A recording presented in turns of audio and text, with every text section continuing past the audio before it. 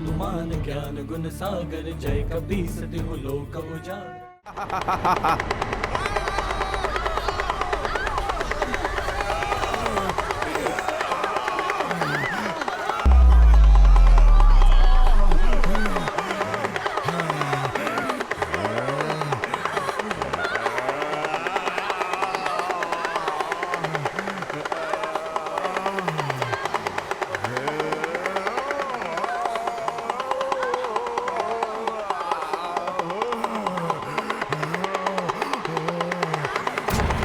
बंद करो ये ध्वनि। ये डमरू की ध्वनि मुझे विचलित कर रही है।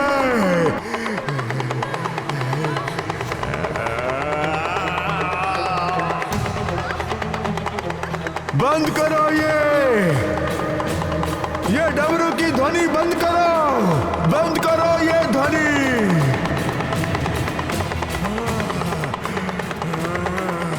बंद करो ये डमरू की ध्वनि।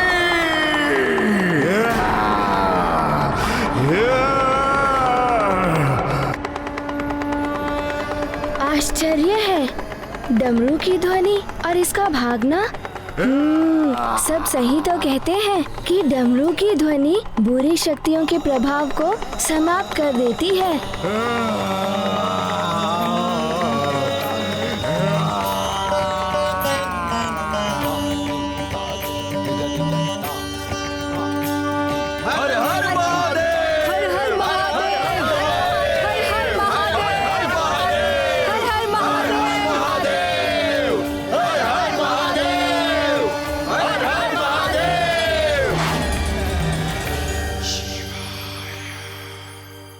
युवराज मारुति, आपकी माता महारानी जी आपके लिए चिंतित होंगी। चक्रासुर लौट गया है। चलिए हम आपको राजभवन पहुंचा देते हैं। युवराज मारुति, आप हम सबके लिए इतनी रात्रि में यहां आए।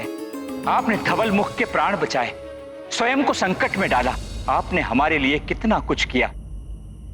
अब आप राजभवन लौट चलिए। यदि चक्रासुर पुनः आ गया तो उसका भय अभी भी समाप्त नहीं हुआ है। आप सत्य कह रहे हैं मुखिया जी। चक्रासुर का भय अभी भी बना हुआ है। जब तक आप सभी चक्रासुर के भय से मुक्त नहीं हो जाते, मारुति आप सबको इस संकट में छोड़कर नहीं जा सकता। और चक्रासुर के भय से आप सब तभी मुक्त हो सकते हैं जब चक्रासुर सदा के लिए समाप्त हो जाएगा। और इसके लिए हमें साथ मिलकर प्रयास करना होगा।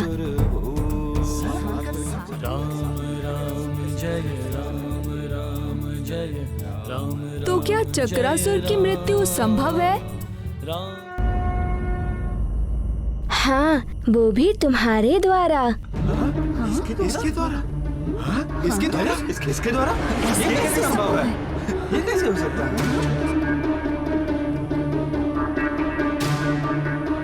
पहेलियां मत बुझाइए युवराज। इतने भयानक असुर की मृत्यु, वो भी एक साधारण बालक के द्वारा, ये कैसे संभव है?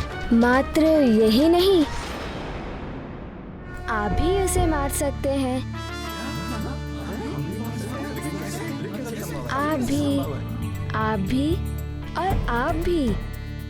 मैं भी? हाँ मुखिया जी, आप भी उसे समाप्त कर सकते हैं। एकता में बहुत शक्ति होती है, चक्रासुर से भी अधिक। यदि हम सब मिलकर एक हो गए तो चक्रासुर का अंत भी कर सकते हैं। चक्रासुर बहुत शक्तिशाली है और मायावी है, किंतु उसकी एक दुर्बलता भी है। दुर्बलता? चक्रासुर की दुर्बलता?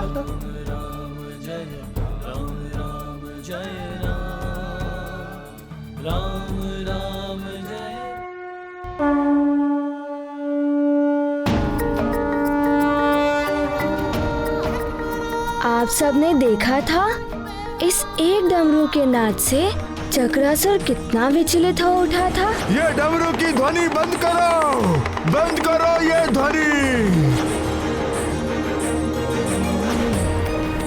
भागने के लिए विवश हो गया था। यदि अनेकों डमरू एक साथ बजाए जाएं, तो उनकी सम्मिलित ध्वनि से चक्रासुर शक्तिहीन हो जाएगा। फिर उसे हम सहज ही समाप्त कर सकते हैं।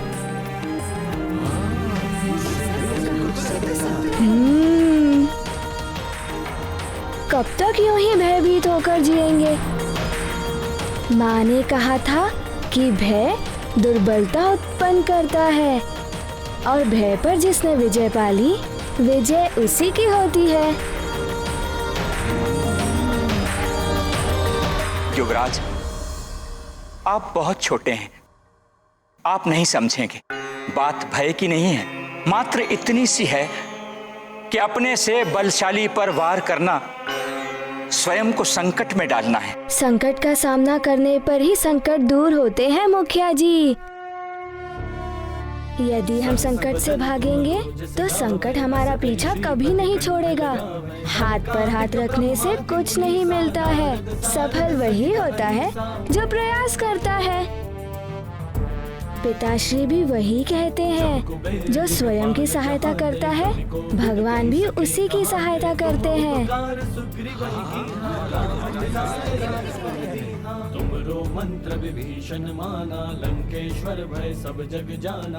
युवराज उचित कह रहे हैं। कब तक हम इस प्रकार चक्रासुर से भागते रहेंगे? हमें चक्रासुर का सामना करना होगा संपूर्ण शक्ति और बल के साथ।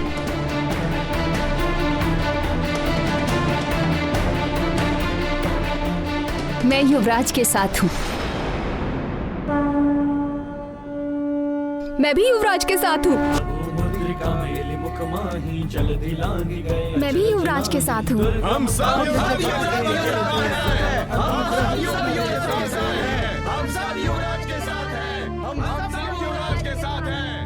राम दुआरे तुम रखवारे हो। धन्य है युवराज और धन्य है माँ महारानी अंजना, जिन्हें आप जैसे वीर पुत्र की माता होने का गौरव प्राप्त हुआ। आपन तेज संहारो आपे, तीनों लोक हाँकते कांपे। देवेश्वर, निकट नहीं आ। विडंबना देखिए, माता और पुत्र दोनों इस बात से अनभिज्ञ हैं कि दोनों ही अपने अपने स्तर से चक्रासुर के विरुद्ध युद्ध छेड़े हुए हैं, जबकि दोनों के कार्य का उद्देश्य एक ही है, चक्रासुर के आतंक से मुक्ति।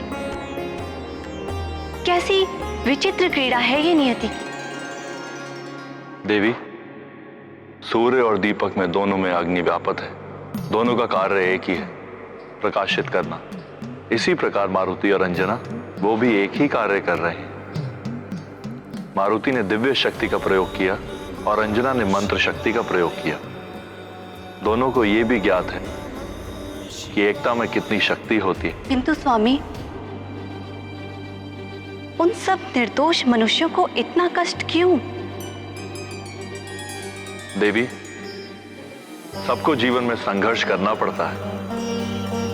यदि बिना कोई संघर्ष करे, बिना कष्ट उठाए सब कुछ प्राप्त हो जाए, तो मनुष्य स्वार्थ और आलस्य का दास हो जाता है।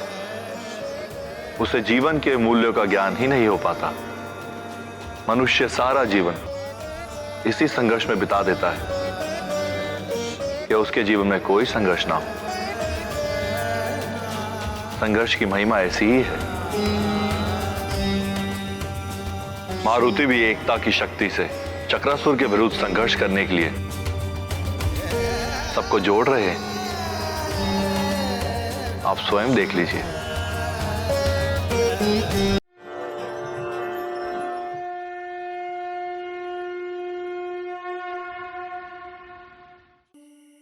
युवराज, हम सब आपके साथ हैं, किंतु हमारे पास सिर्फ एक ही डमरू है। अन्य डमरू नष्ट हो चुके हैं। तो फिर आप सब और डमरू तो बना सकते हैं ना? बना तो सकते हैं युवराज, किंतु हमारे पास सामग्री नहीं है। कुछ चर्म और कुछ रस्सियां हैं, लकड़ियां नहीं हैं। और लकड़ी के बिना तो डमरू बन ही नहीं सकते।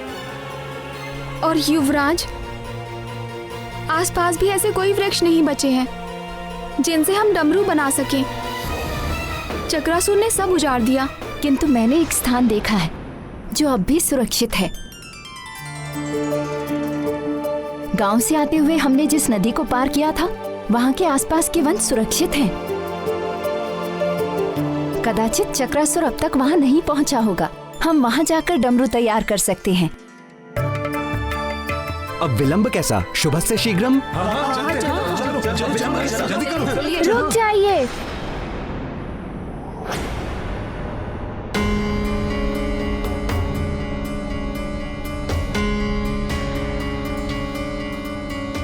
वहां जाने से समय व्यर्थ होगा। आप लोग यहीं बैठकर अपना कार्य आरंभ कीजिए। लकड़ियों की व्यवस्था मैं कर दूंगा। आप जैसा कहें युवराज, हम अभी कार्य आरंभ कर देते हैं। किंतु स्मरण रहे, सबको मिलकर एक साथ कार्य करना है। जितना शीघ्र हो सके हमें अधिक से अधिक डमरुओं का निर्माण करना है।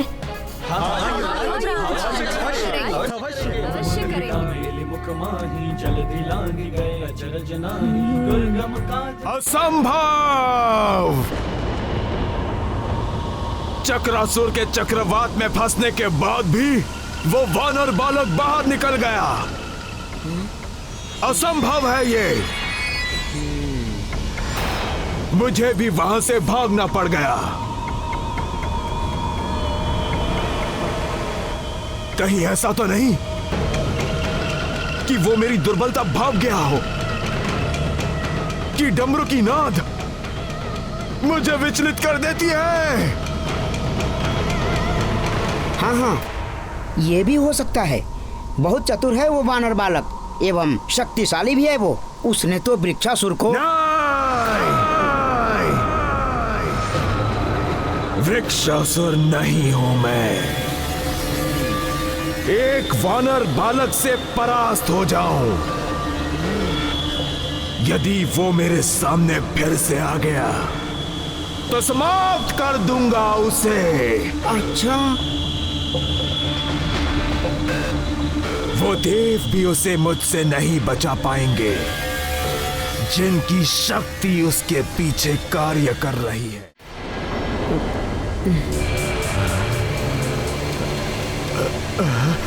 क्या हुआ चक्रासुर? क्या सोच रहे हो? लगता है मेरे भीतर की शक्तियां कम हो रही हैं।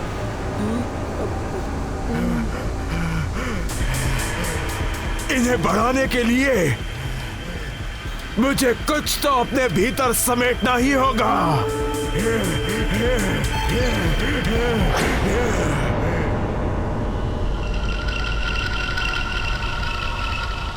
उस नदी में जल भी है और उसके आसपास वृक्ष भी है।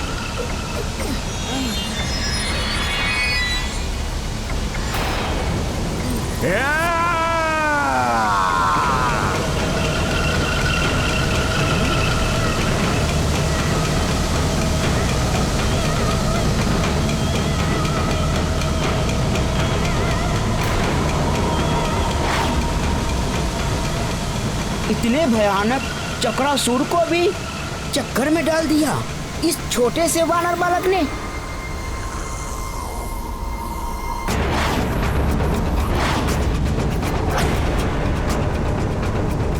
दिखने में तो वो वानर बालक मेरे देह के ही समान है, पर इतने बड़े बड़े कार्य।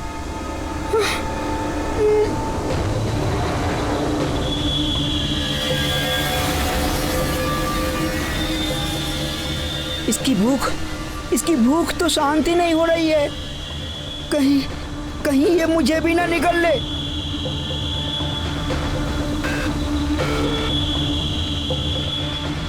चल हाथीबल, शीघ्र यहाँ से निकल।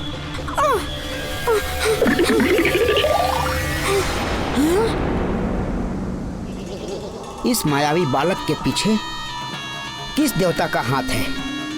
ये सूचना भी तो मुझे लंकेश रावण तक पहुंचानी है। मुझे यहाँ रुकना ही होगा।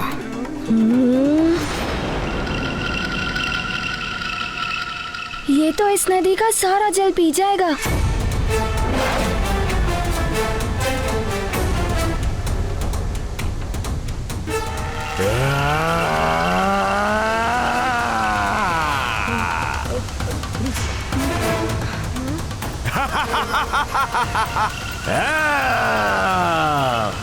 अरे ये तो नदी का सारा जल पी गया। नदी का सारा जल पीने के पश्चात ये सारे वृक्षों को निगल गया तो डमरू बनाने के लिए लकड़ियाँ कहाँ से मिलेंगी?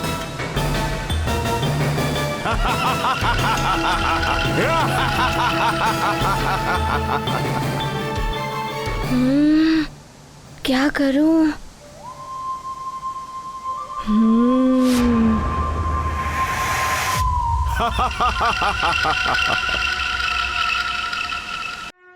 चक्रासुर, चक्रासुर,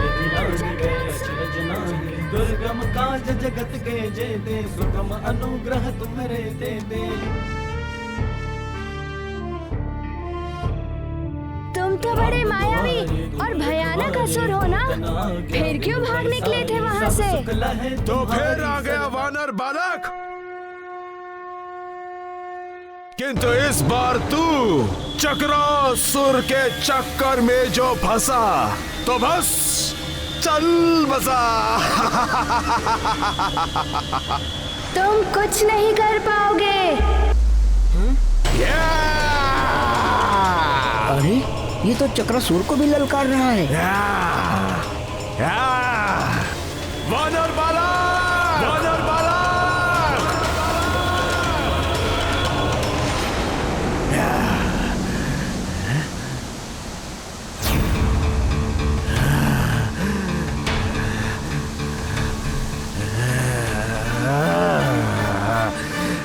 कहाँ गया वानर बालक? ये वानर बालक तो पुनः लुप्त हो गया। अब तो मुझे ही इसे ढूंढना होगा।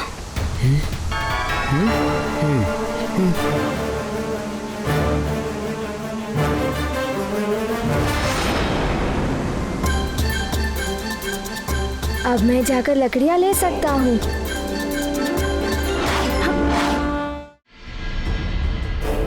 ये युवराज कहाँ रह गए? समय बीतता जा रहा है। आ जाएंगे युवराज, लकड़ियाँ चुनने में समय लगता है।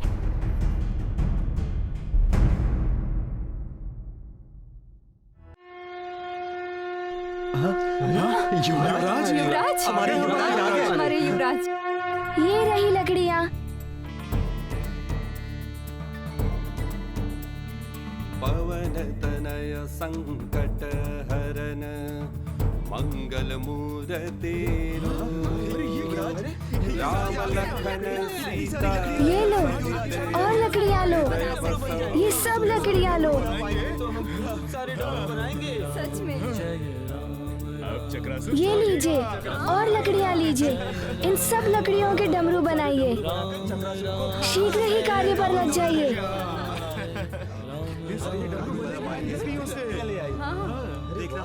हमारे डमरू से चक्रासुर अवश्य भागेगा। नहीं होगा। कार्य आरंभ करते हैं। ये लो, आ गई लकड़ियाँ और आ गई युवराज भी। अब शीघ्रता से कार्य आरंभ करो, हमें अधिक से अधिक डमरू बनाने हैं।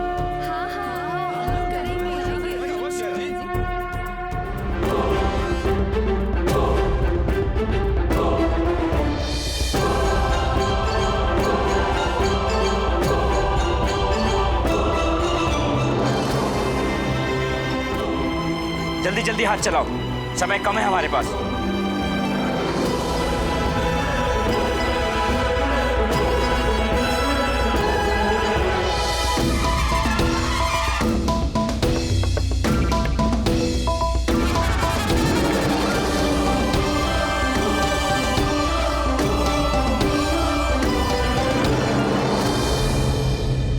युवराज, डमरू तो लगभग बन ही गए हैं, आगे की क्या योजना है? हम चक्रासुर पर इनसे कैसे प्रहार करेंगे? मुखिया जी, अब हमें ये कार्य करना है।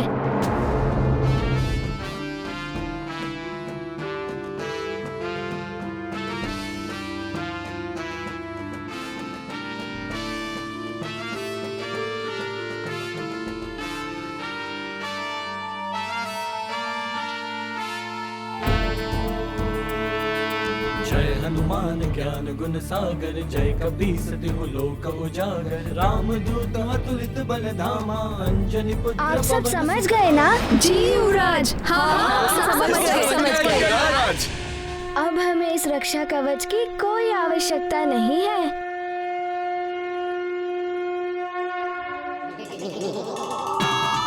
ये तो चक्रासुर के लिए बहुत ही घातक है। शीघ्र बताना होगा चक्रासुर को। अब तुम नहीं बच सकते चक्रासुर।